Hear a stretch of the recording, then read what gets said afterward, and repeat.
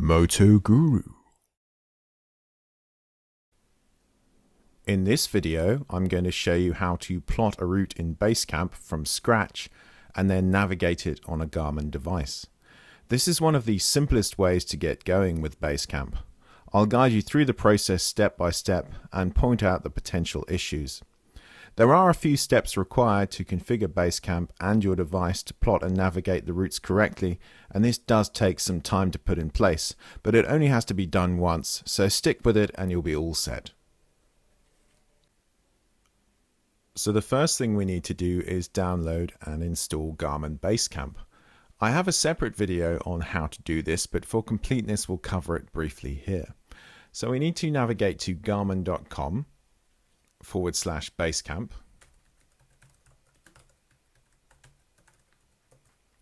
And then scroll down to the bottom of the page where there are links to download the software for PC and also for Mac. I've already got BaseCamp installed, so I'm just going to launch it from here. When BaseCamp launches initially, you're presented with the task launcher. So this is a splash screen, if you like, that contains some common tasks you may wish to carry out in BaseCamp. You can also access these tasks from within the user interface, and we don't need any of them immediately, so I'm just going to click on close. So next I'm going to zoom in on London. Now you'll notice straight away that the map doesn't contain very much detail, and that's because BaseCamp is displaying what's called the global map. You'll see that selected there. The global map is a map that's provided for free by Garmin so that when you launch BaseCamp it at least displays something. If the global map wasn't included, it would just display a blank screen and you'd think the software wasn't working very well. But as you can see, the global map displays hardly any detail and only the most major roads, and even those aren't displaying particularly accurately. Like, I know the M4 doesn't have a kink in it like that. So in order to plot routes, we need to use a more detailed map. And there are two ways you can display the more detailed, accurate map on BaseCamp. The first way is to plug in your Garmin device. When you plug in your Garmin device, the maps that are installed on the device become available to use in BaseCamp. So I'll plug in my device now.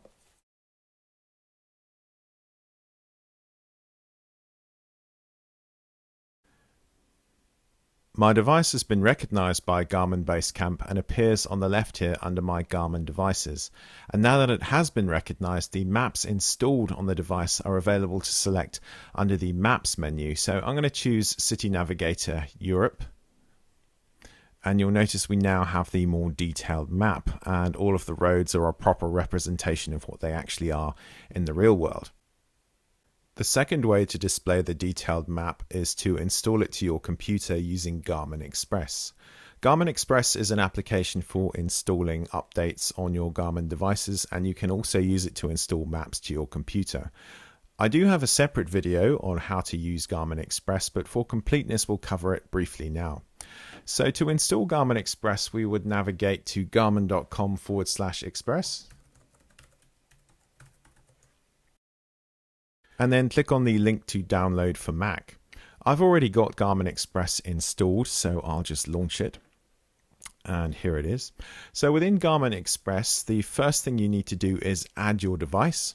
Then once you've added your device, you click on Map Options, Install to Computer, and that will install the map to your computer permanently so that you can use it regardless of whether your device is plugged in or not.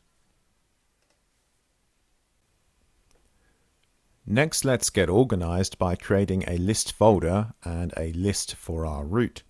So I right-click on my collection and choose New List Folder. And I'm going to call this folder Creating Routes from Scratch.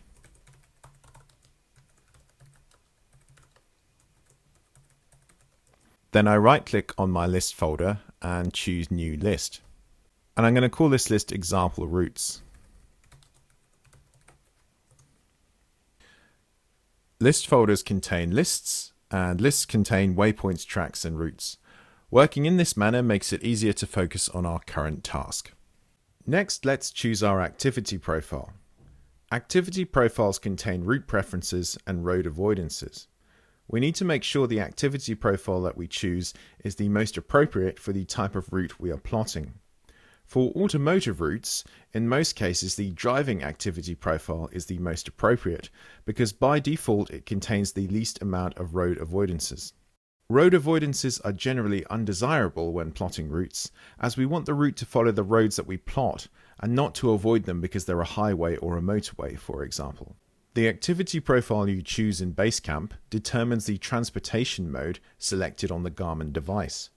For example, if you choose the driving activity profile and send the route to the device, the car transportation mode is configured in the route settings. If you choose the motorcycling activity profile in BaseCamp, then the motorcycle transport mode is configured in the route settings. If you choose an activity profile that doesn't have a corresponding transportation mode on your device, such as hiking, then the device will choose its default transportation mode for that activity profile. For a Garmin Zumo, that will be the motorcycling transportation mode. Let's review the driving profile and observe the route settings. To do this, I click on the Activity Profile drop-down and click on Manage Activities. Then I select the driving activity profile and click on this button here, which is Edit Routing Preferences. Routing preferences are grouped into 6 sections: Calculation Mode, Elevation Mode, Road Type Avoidances, Feature Type Avoidances, Area Avoidances, and Custom Speed. Let's look at each section in more detail. Calculation mode determines how the route is calculated between the viewpoints you plot. Fastest time will always choose a route that takes the least amount of driving time between each viewpoint, regardless of the distance. Shortest distance will always take the shortest route between each viewpoint, even if it will take more time to follow this route because it follows minor roads. The curvy roads calculation mode uses a Garmin algorithm to prioritize roads that the software believes to be curvy and thus more appealing to a motorcycle enthusiast. You get mixed results with this calculation mode. It can help you discover some great roads, however you can also find yourself riding miles and miles of single track at 30 miles an hour. The curvy roads calculation mode is only available in the motorcycling activity profile or new profiles that you create based on the motorcycling activity profile. In all of the other activity profiles, it's grayed out and not available. To show the differences between each different type of calculation mode, I'll create a simple route with 2 viewpoints and then show how it recalculates for each type. So fastest time, shortest distance, and curvy roads. I've created 2 additional profiles which have all of the same settings as the driving profile except a different calculation mode. So I've created motorcycling shortest, which uses the shortest distance calculation mode, and motorcycling curvy, which uses the curvy roads calculation mode, and those will enable us to see how the route changes depending on the type of calculation mode being chosen. So what I'll do is I'll zoom in on West London, and I'm going to create a route from West London to Heathrow Airport, which is here. So I click on the Create Route tool. I'm going to dismiss this dialog box because I want to create new viewpoints, not use existing ones or find them using the search function. And I'm going to start in West London here, and I'm going to finish at the airport here. Okay, so that is the route as calculated using the fastest time calculation mode. If I double click on the route and just zoom out slightly and click on the information icon, we can see that the total time is estimated to take 19 minutes. So now let's change the activity profile to motorcycling shortest and observe how the route changes. So you see the route has now changed, and the route has come off the M4 and gone on to the A4 in order to achieve a route that's a shorter distance. And again, if we look at the information, the route time has now increased to 25 minutes.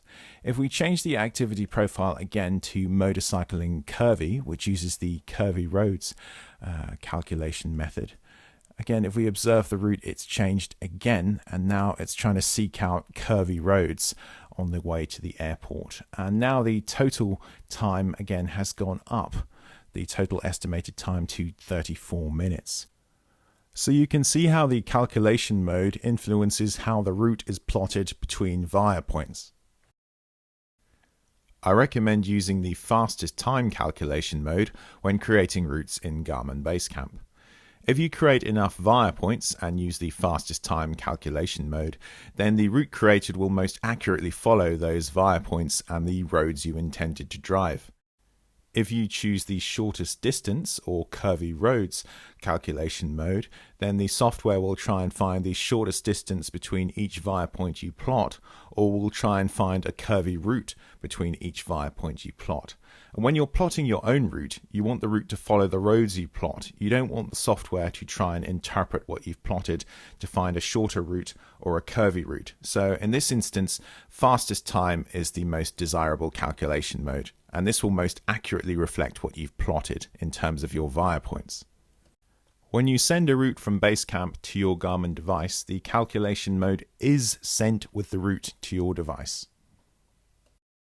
To view the calculation mode on a route you've sent from Garmin BaseCamp to your device, we need to click on Apps, Trip Planner, and then select the route you sent to your device. So I'm going to select this example route. And before we continue, I'm going to click on Map.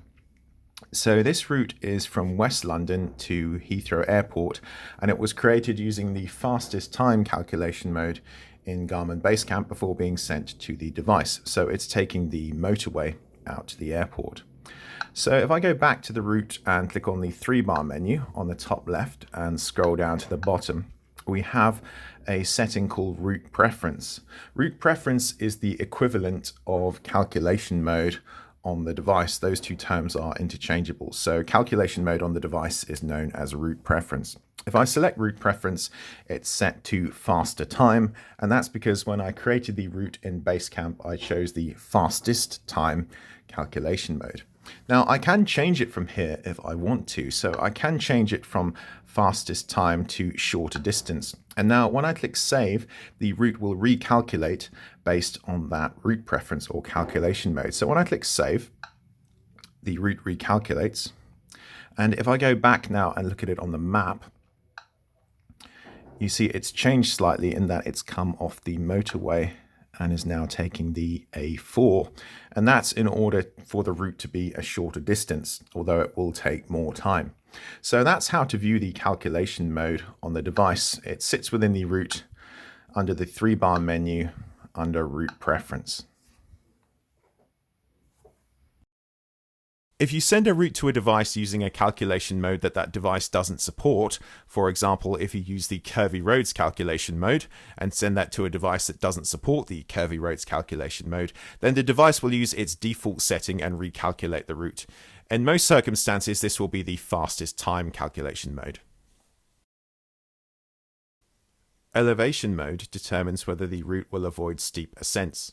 This is not available for the driving or motorcycling activity profiles, but is available for all of the others. The road type avoidances section contains checkboxes that determine which types of roads will be avoided when plotting a route within BaseCamp. For the purpose of route planning, we want the route to follow the roads we choose, so as few road type avoidances as possible is desirable. The ideal preferences are to keep everything unchecked except unpaved roads, although if you're an adventure rider, then you may wish to keep that checked as well. The feature type avoidances section contains elements you may wish to avoid as part of your route. Some of these are fairly obvious things when plotting an automotive route, such as avoiding climbing paths. Others, such as toll roads and ferries, may seem desirable to check when in actual fact they're not. Toll roads, for example, can sometimes be the fastest and most efficient way to get to more interesting roads. Similarly, a local ferry that crosses a river may save you a considerable amount of time as opposed to taking the long way round to find a bridge. In this section, I recommend you check carpool lanes, U-turns, seasonal road closures, cable car, climbing paths, and narrow trails only. Road type avoidances and feature type avoidances are not transferred to the device when you transfer a route to it. Those settings are saved globally in the device under what's called transportation modes, and we'll look at those on the device now. So let's view the transportation mode setting within a route on the device, and I'll show you how that's linked to the road and feature type avoidances. Now this next section does go down somewhat of a rabbit hole, so stay focused and I'll explain it as best I can. So the first thing we're going to do is view the transportation mode within a route. So in order to do that, we click on Apps, Trip Planner, and then I'm going to select the example route. This route has the car transportation mode associated with it because when I created the route in BaseCamp, I used the driving activity profile. We can see that it has the car transportation mode associated with it because a car icon appears below the route title. I can also view it by clicking on the 3-bar menu, scrolling down and selecting transportation mode. You see that's set to car, and I could change it to motorcycle from here if I wanted to. The transportation modes contain these settings for road type avoidances and feature type avoidances, and these cover routes you've created in BaseCamp and transferred to the device, routes you plot on the device, and even if you were just to set a destination on the device and navigate to it, the transportation mode you select, whether it's car or motorcycle, will determine the road and feature type avoidances for that specific route. In order to navigate the routes we create in BaseCamp correctly on the device, it's essential that the settings for road type avoidances and feature type avoidances in our activity profiles in BaseCamp match the settings for transportation mode on the device, and we'll look at how to do that next. So to change the settings for each transportation mode, first we need to return to the home screen. Notice that there's a car icon at the top of the home screen. This is because the device is currently using the car transportation mode. If you have a Garmin Zumo and you dock it in the car cradle, it will switch to the car transportation mode. If you dock it in the motorcycle cradle, it will switch to the motorcycle transportation mode. You can change transportation modes manually by clicking on that icon. So you see from here we can select the car, motorcycle or off-road transportation modes. Let's change the settings for the car transportation mode first. So I click Save and then I click on Settings. Notice that next to Map and Vehicle and Navigation there's a car icon. That's because these settings are currently for the car transportation mode. So next I click on Navigation and Avoidances. And this section contains all of the road type avoidances and feature type avoidances for the car transportation mode. I've taken screenshots so that we can see all of the avoidances in a single view, and straight away we notice some striking differences. Firstly, when we consider the road type avoidances, the terminology in BaseCamp is completely different to the terminology on the device. In BaseCamp we have interstates, major highways and state highways, whereas on the device we simply have motorways. Motorway is the European term for a highway. So motorways cover the interstates, major highways and state highways. Secondly, within the road type avoidances in BaseCamp we have residential roads, whereas we don't have an equivalent avoidance for that on the device, but thankfully we do have unpaved roads on both BaseCamp and on the device. So to align the settings between the driving activity profile and the car transportation mode on the device, make sure motorways is unchecked on the device and unpaved roads is checked. Next, let's consider the feature type avoidances, and the differences here between BaseCamp and the device are even more striking. On the device, the only feature type avoidances that are available are U-turns, ferries, and car share lanes, which are the equivalent of carpool lanes. So to get these settings aligned, I'd check U-turns, uncheck ferries, and make sure car share lanes is checked. There is an additional feature type avoidance within BaseCamp called toll roads, which is covered in a different section on the Garmin device, and we'll look at that next. When the settings for the driving activity profile in BaseCamp and the car transportation mode on your device are aligned, you can click on Save to save those changes. Next, let's look at the toll road settings. So those are further down under tolls and fees. The default setting for toll roads is always ask. So if your route from BaseCamp takes you down a toll road, the device will prompt you as to whether you want to go on the toll road or not. If you choose yes, it will continue on the toll road. If you choose no, it will navigate you around the toll road. So if I go into toll roads, as I say, the default setting is always ask, but you can specify avoid or allow. If we click on toll stickers, then we can specify toll road settings for each of these countries. So if you've prepaid your tolls, perhaps for Austria, then you can select to allow toll roads in Austria. And then on all your routes in Austria, it won't prompt you as to whether or not you want to take the toll road. It will simply take the toll road. It's good to leave this setting as always ask, because then you can decide perhaps when you're on the road. But I would discourage you from avoiding toll roads 100%, because certainly in Europe, they're sometimes the fastest way to get to somewhere interesting where you can then enjoy the roads. So for completeness, let's return to the home screen and change the transportation mode to motorcycle. And now when we click on settings, you'll see that under map and vehicle and navigation, there's a motorcycle icon. So these settings are now for the motorcycle transportation mode. And once again, go to navigation, avoidances, and make sure these settings match those in BaseCamp for the motorcycling activity profile. So simply uncheck motorways and ferries, and then that's aligned with my settings in BaseCamp for the motorcycling activity profile, and then click Save. Once again, the toll settings here are specific to the motorcycle transportation mode, so you may wish to set up the toll settings here to be different to perhaps the car transportation mode. Now that we've set up all of our transportation modes to align to our activity profiles in BaseCamp, our routes will navigate correctly because they're following the same rules as those that we specified in BaseCamp. The area avoidances section enables you to create areas on the map that routes created using this activity profile will avoid.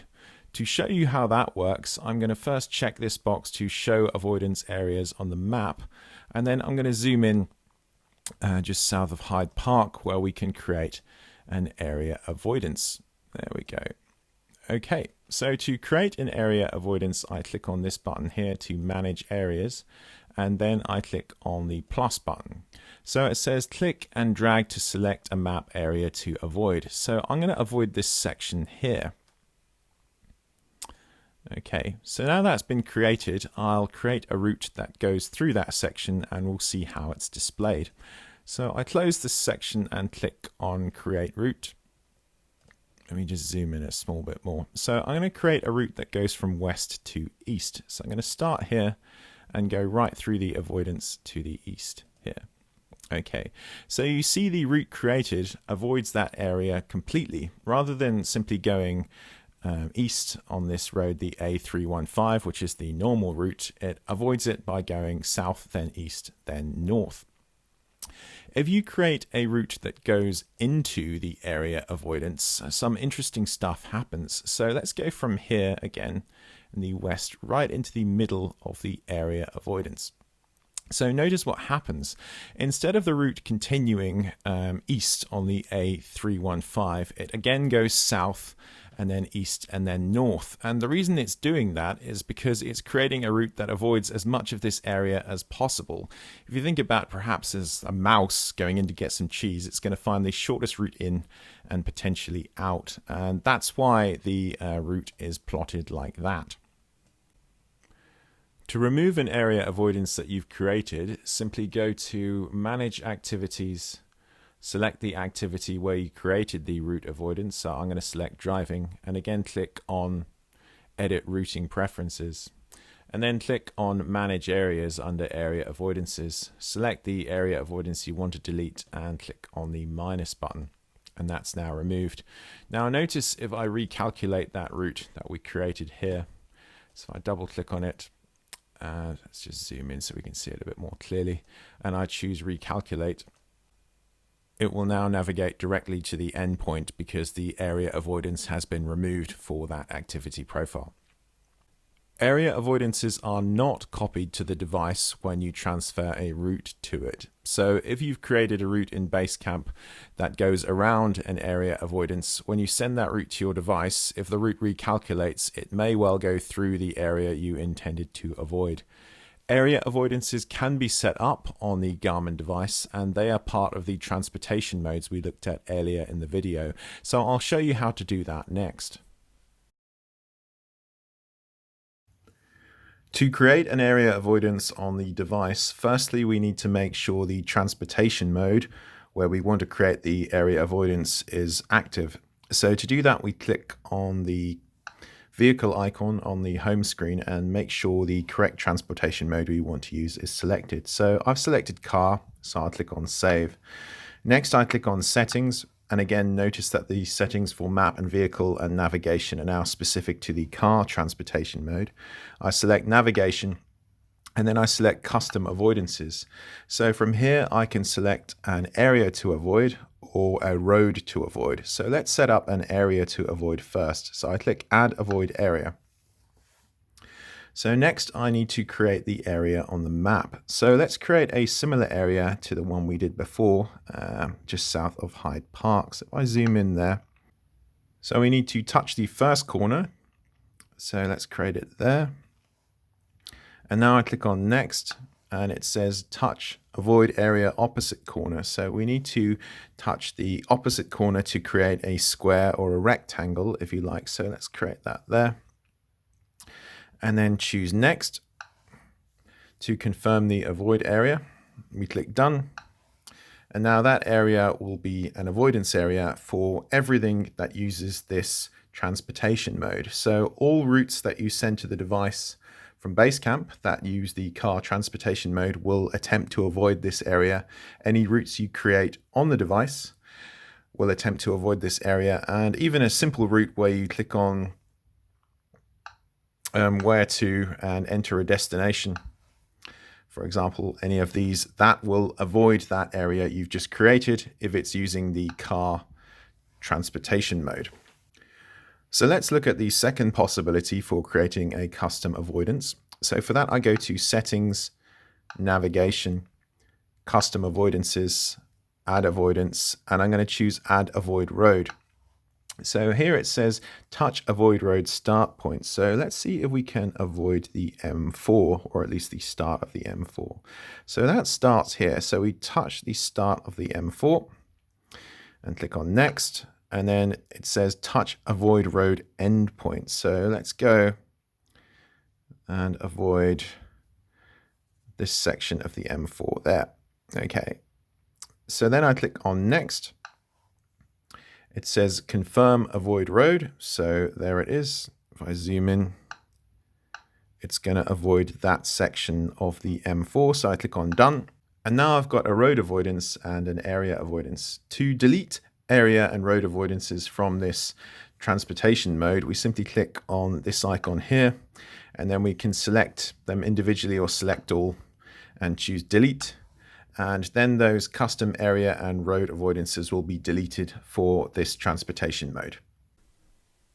Finally, there's the custom speed section.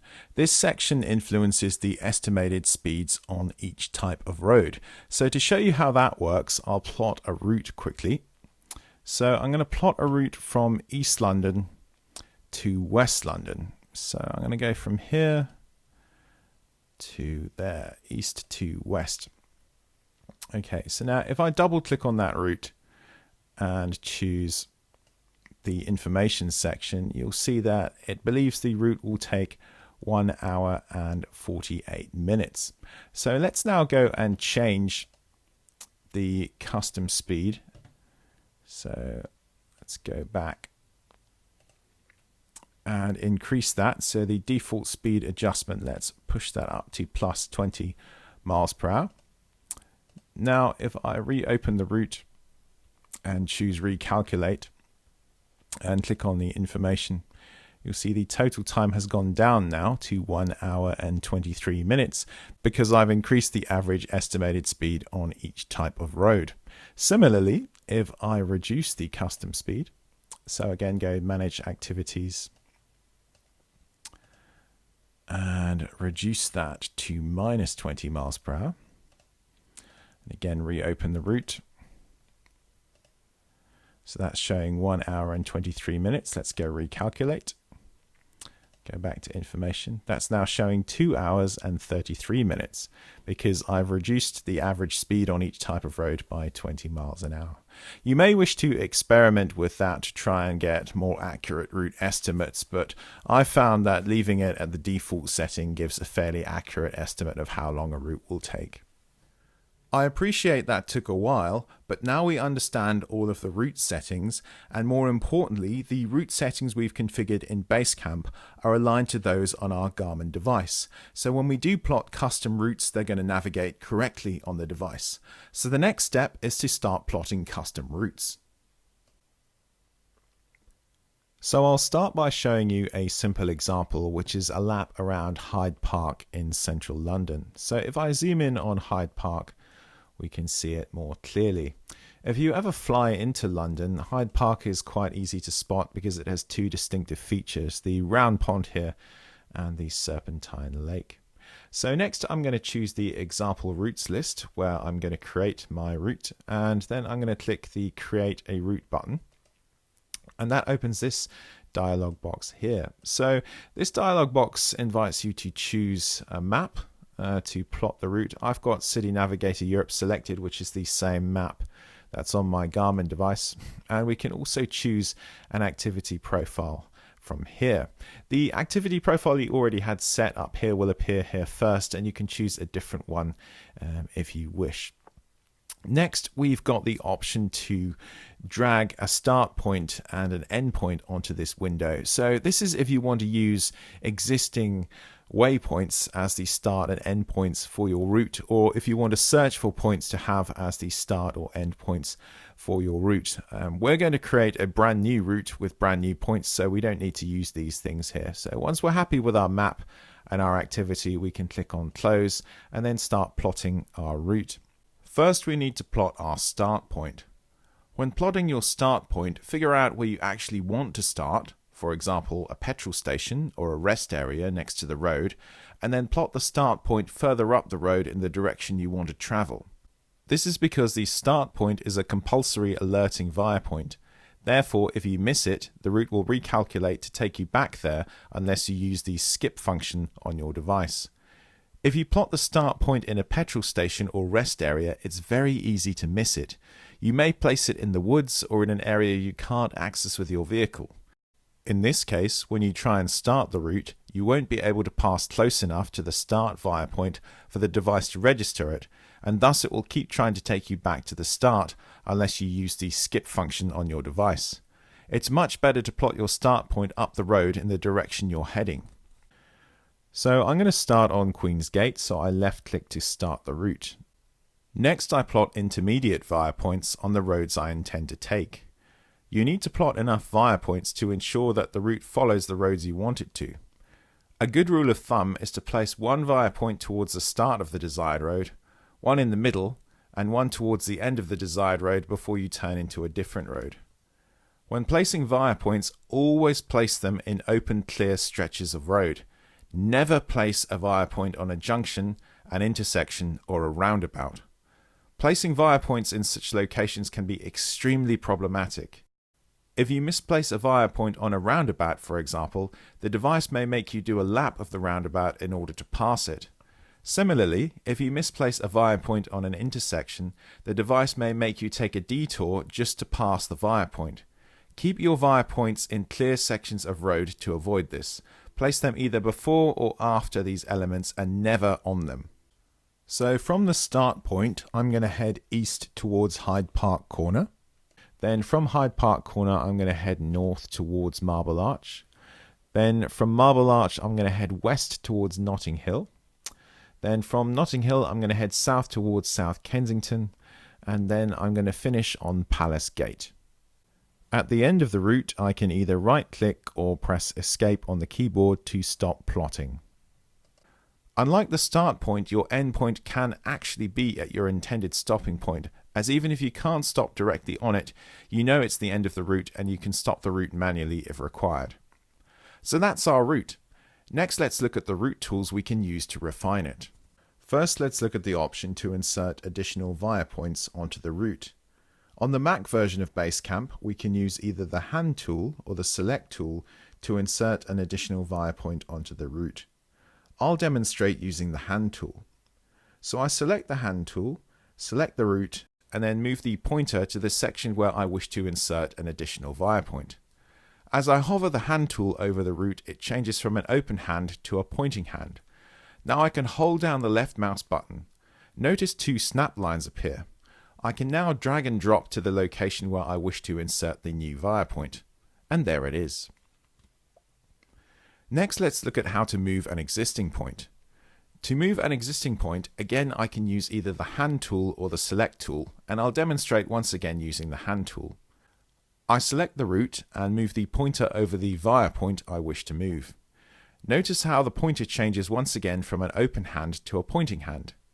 Next, I hold down the left mouse button and now I can drag and drop the viewpoint to a new location. Next, let's look at how to erase a viewpoint. Unfortunately, on the Mac version of BaseCamp, there's no erase tool like there is on the PC version. So to delete viewpoints, we need to double-click on the route and then select the viewpoint we want to delete in the list. Next, we need to right-click on it and choose Remove, or we can simply press the Delete key on our keyboard. Notice that the route has now changed to a series of direct lines. We can change that back to a drivable route either by clicking the Recalculate button, as I've done here, or simply closing the route properties and then it will recalculate automatically to a drivable route. Next, let's look at how to continue plotting an existing route. To continue plotting an existing route, double-click on the route in the list to open the route properties, and then click on the New Route tool. Notice that a snap line has now been created from the final point of the route to the current location of the pointer. From here you can continue plotting the route. Next, let's look at how to extend a route from the beginning. To extend a route from the beginning, select the route and then use either the hand tool or the select tool to drag the start point of the route to a new location. Once the start point is in its new location, use either the hand tool or the select tool to insert additional viewpoints at the start of the route. Next, let's look at the split route function. You can use the split route function to split one long route into two shorter routes.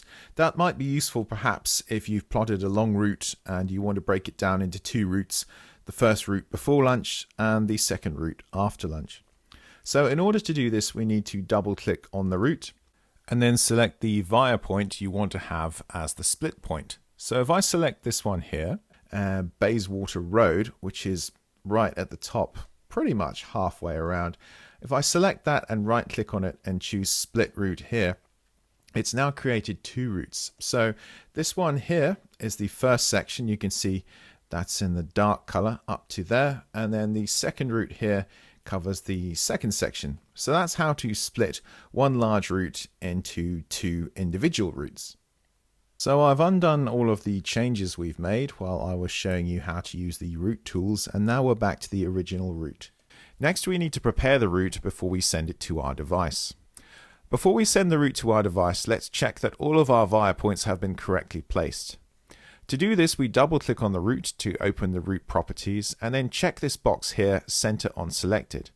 Next, we click on the start viewpoint, zoom in and check that it's in the correct location. And we do this for each of our viewpoints one by one. If any of the viewpoints are in the wrong location, we can use the hand tool to move them into the correct location. This can take some time, but it's an essential step to check that the route is going to navigate correctly. If a viewpoint is out of place, we can simply move it to the correct place using the hand tool or the select tool. Next, let's change all our intermediate viewpoints to non-alerting viewpoints, also known as shaping points. To do this, we select all of the intermediate viewpoints in the list using Shift left click and then right click and choose Don't Alert on Arrival. This is desirable because having every viewpoint alert is irritating. Also, if you miss an alerting viewpoint because perhaps it was misplaced, then the device will recalculate and navigate you back to collect it unless you use the skip tool on the device. If you miss a non-alerting viewpoint but stay on the route, the non-alerting viewpoint you've missed will simply be dismissed and you can continue navigating the route. Finally, we need to disable the option to strip shaping points on transfer to the device. This option removes all of the non-alerting via points when you transfer a route to a device, and it's extremely undesirable. So to check that this is not enabled, we need to click on the BaseCamp menu and then click on Preferences. Then within Preferences, we need to click on Transfer and choose our device from the drop-down list. So I'll choose my Garmin Zumo. Next, we need to make sure that this checkbox here, Strip Shaping Points from Routes on Transfer to Device, is not selected. If that's not selected, we're good to go. And then we can close the BaseCamp preferences. Next, let's rename the route to something memorable. So I'm going to call it Lap of Hyde Park from scratch.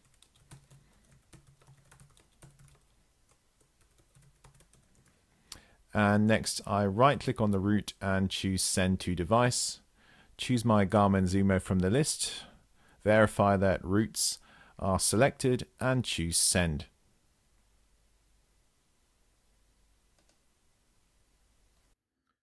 So working on the device, when I fire it up,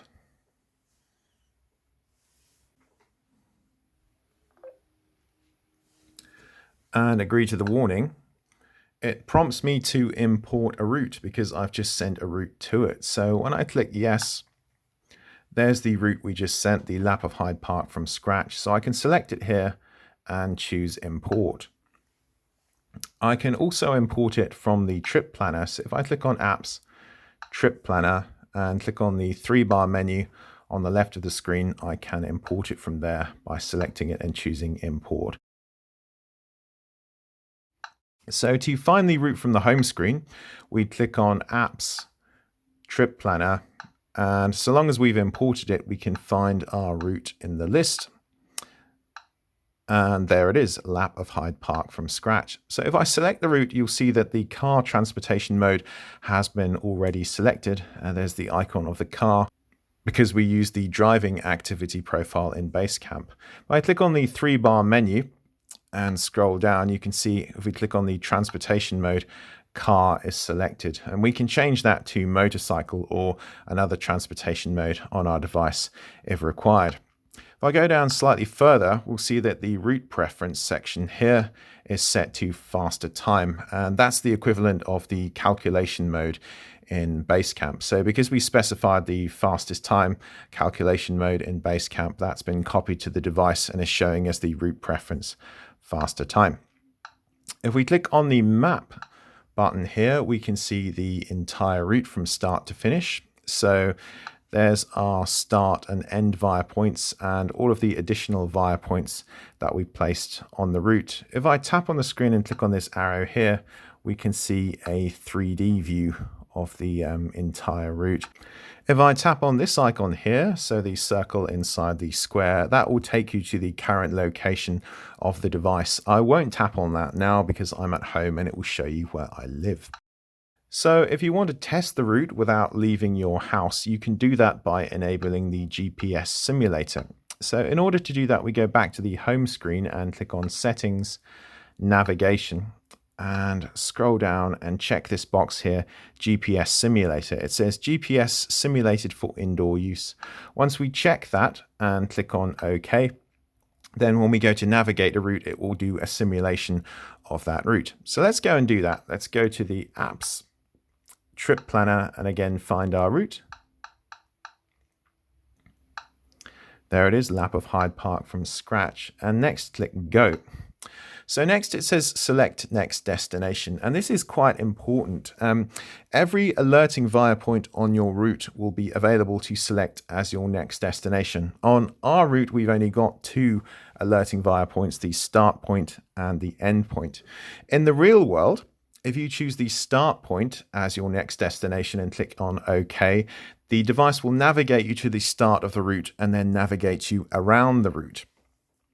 In the real world, if you choose the final point or the end point as your next destination and click on OK, the device will navigate you directly to the end point. It won't navigate you around the route. So that's something to be mindful of. When you're simulating a route, if you choose the start point and click on OK, it will navigate you from the device's last location, the last location it knows. So for me, it would be from my house to the start of the route and then around the route. When you've got GPS simulator running, if you choose the end point, it will simply navigate you around the route.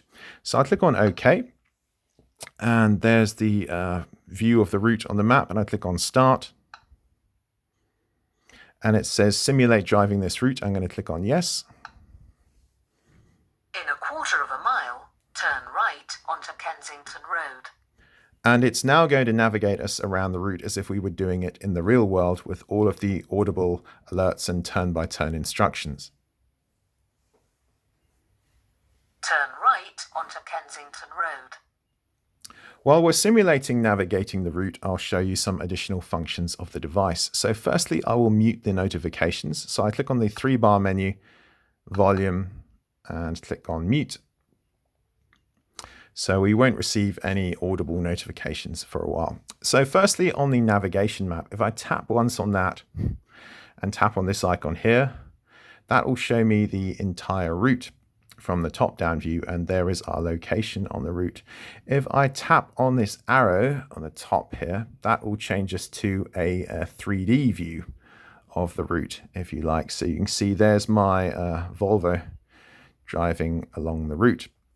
If I click on the circle within the square, it then will track the vehicle. So it's now tracking the vehicle in the 3D view. And if I go back to the overhead view and go back again to tracking the vehicle, it will track the vehicle as it pans around. So these icons are a bit strange in some respects in that it shows you what it will show, not what it's currently showing. So if I tap this one, it shows the entire route. And now if I tap this one, it focuses on the vehicle. So that's not what it's currently displaying. That's what it will display if you tap it, if that makes sense. On the top right here, we have the search icon. So here we can search for points of interest within the current map. So things like parking, theatre, and so on. So let's go and search for a simple one. Let's search for fuel. So we tap on fuel, petrol stations. That will show you where there's a petrol station in the vicinity or along the route, if you like. To turn those off, if you tap on that and click on this top section here, clear all, that will clear all of the notifications. So if we go back to the map screen, it's now following the vehicle again. If I tap on the speed on the bottom left of the screen here, this shows me some information about the current route. So this top piece here, the arrival, shows the estimated arrival time, and this is a countdown time to the arrival time at the end of the route. The section below the via arrival, that's the time to the next alerting via point. So in our case, the next alerting via point is the end of the route. So that's why it matches the arrival time. And that's why the countdown times match as well, because the next alerting via point is the end of the route. Distance here is the distance to the end of the route. The Scouts field displays the number of scouts in the vicinity. A scout is a Garmin user with the ability to report the location of speed and safety cameras. So they're using a device and it's connected to the internet, and then they can report those locations. So if there are any scouts in the vicinity, the number of scouts will appear in this field. At the top of the screen, it shows your current speed and your current heading. If I tap on the top of the screen here, that will show you the list of all the turn-by-turn instructions. And if you want to look at one of those more closely, you can tap on it and it will show you the instruction and where it is on the map. If you click on the 3-bar menu here and choose the map, that will take you to a view of the overall map. And it has those same functions as before, such as the 3D function and then the function to view the entire route, or to zoom in on the current location of the vehicle. So one final function to talk about before we close out this section, and that's the skip function. The skip function enables you to skip a via point on the route and continue with the route. So if we look closely, that blue dot there is our next via point. And if I click on the 3-bar menu, I have the option to skip it. So if I click on that, the route recalculates. And you'll see that that via point is no longer on the route. So if you find yourself in a situation where you've missed the start point or you've missed a via point on the route and the route keeps recalculating to send you back the way you've come or sending you back on yourself, then that function is extremely useful. So let's look at the map again. So if I click on the 3-bar menu and click on the map, So zoom in. There's the next via point there coming up in the distance. So again, let's quickly go and skip that via point. So again, 3-bar menu, skip. The route recalculates. Let's click yes, simulate driving the route. And now, if we go and look at the map and zoom in,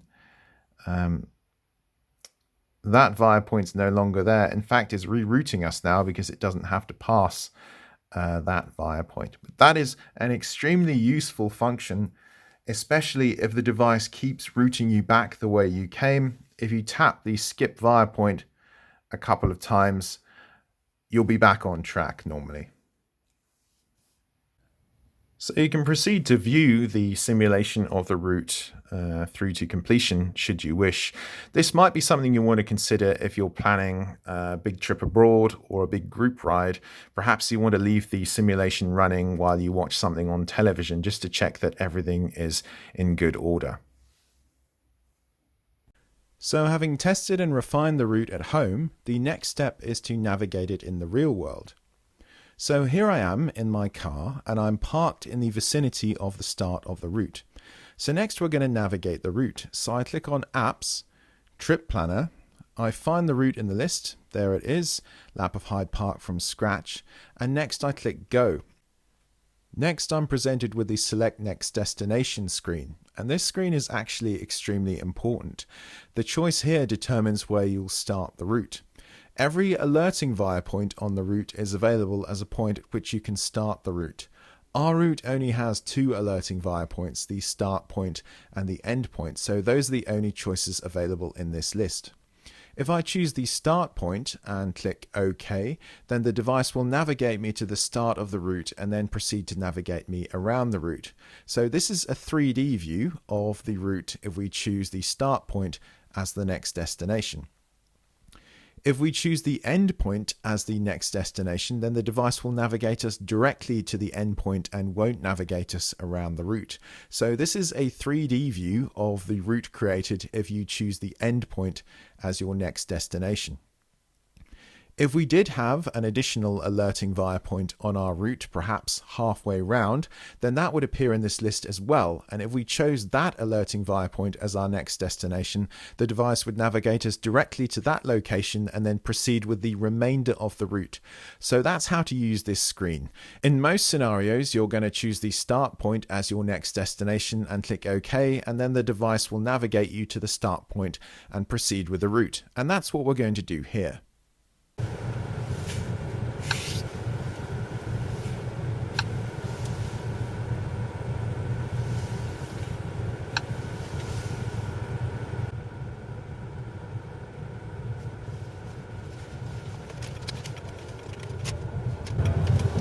Turn right onto Queensgate Terrace, then take the second left.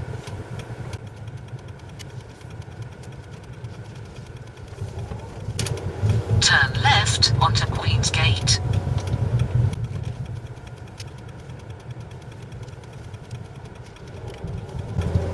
Arriving at 22 Queensgate.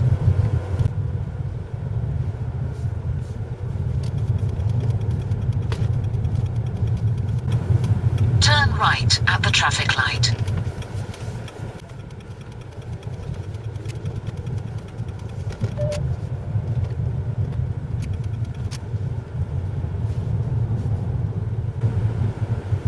In 1 mile, keep left to Knightsbridge.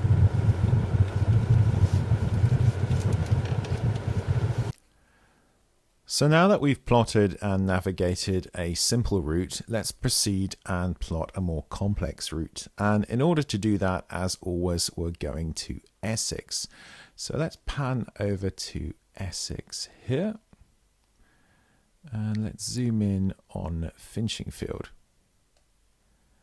Okay, so there's Finchingfield in the center. So let's plot a route that goes around some of the roads around Finchingfield. So let's choose the Create a Route tool and once again dismiss this dialog box and let's start plotting. So let's plot from Saffron Walden down towards Finchingfield and then towards Braintree And then let's go north. And let's come across this minor road here. And then go north again. And then finish near Hempstead. So there's our complex route. So the next thing we need to do is double click on the route and check all of our via points are in good locations. So there's the start point, that looks good. The next point looks good, not near any junctions. Not happy with that one. I'm going to move that away from the junction just so it's in a clear section of road. So that's looking good now. Move on to the next one. Again, that's in a reasonably complex area, so let's move that away from that into a clear section of road. Let's look at the next fire point. That looks good. That looks good. And then the finish point, again near a junction. Let's in fact move it just further up so it's not near a junction. And now we're looking good. So the next thing is to select all of the intermediate via points. So I use shift left click to select all of those and then choose right click, don't alert on arrival. So they're all non-alerting via points. And next I can rename the route. So let's call it Essex route from scratch. Okay. And the next thing to do is right click on that route and choose send to device. Choose my Garmin Zumo. I'm going to send routes and click send. And close. And that route's now been sent to my device so I can go out and ride it. So that's how to plot a route from scratch and navigate it on a Garmin device. Once again, I appreciate there were a lot of steps to set things up, but you only have to do that once and that will ensure your routes navigate correctly on the device. So it's worth spending the time to put that in place and then you're all set and good to go. If this video has saved you time, energy, frustration, or perhaps even your relationship with your significant other, then there is a link in the description to send a donation via PayPal, and it's always appreciated. Thanks for watching, and remember to like, share, and subscribe.